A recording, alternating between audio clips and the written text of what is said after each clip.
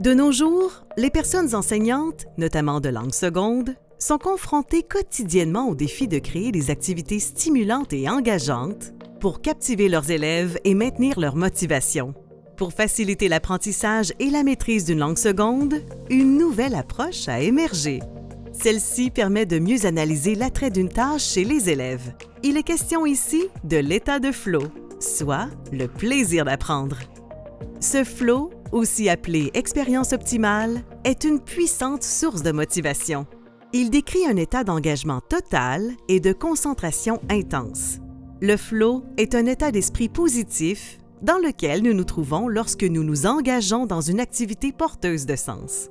Il est essentiel dans le processus d'apprentissage, car il rend les éléments enseignés plus significatifs. Plusieurs recherches ont démontré qu'en respectant certains critères lors de l'élaboration d'une tâche, la personne enseignante peut créer du flow. Une tâche favorisant le flow contient souvent des éléments de nouveauté, peut être réalisée en groupe, inclut un aspect de compétition saine ou fait appel aux technologies de communication. Elle aura tendance à impliquer une interaction authentique et des échanges d'informations.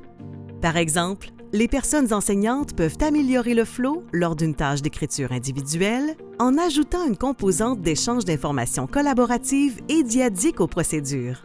Pour favoriser le flow lors d'une tâche orale, elles doivent s'assurer que la tâche est porteuse de sens et pose un défi réaliste en fonction des compétences de l'élève. Elles peuvent améliorer le flow en incluant un élément de ludification, par exemple un système de pointage ou de chronométrage. La répétition est également une bonne pratique, car elle aide les élèves à trouver un équilibre entre défis et habiletés. Les résultats préliminaires d'une étude menée par le professeur Michael Zuniga ont démontré que le flow est associé à une augmentation importante de l'aisance à l'oral, ce qui est particulièrement bénéfique dans l'apprentissage d'une nouvelle langue. Lorsque les personnes apprenantes expérimentent le flow, elles consacrent plus de temps à la tâche et la répètent plus fréquemment. Cela facilite l'assimilation de nouvelles notions. Autrement dit, en répétant une tâche, elles développent des compétences et pour maintenir le flow, elles doivent complexifier la tâche en créant un cercle vertueux de développement et d'apprentissage. Le flow favorise donc l'apprentissage des langues de multiples façons. Il renforce efficacement la motivation dans la classe de langue seconde grâce à des tâches collaboratives, significatives et authentiques. En améliorant la performance et l'engagement des élèves, le flow soutient le plaisir d'apprendre, en plus de contribuer à l'atteinte des objectifs du nouveau référentiel de compétences professionnelles de la profession enseignante.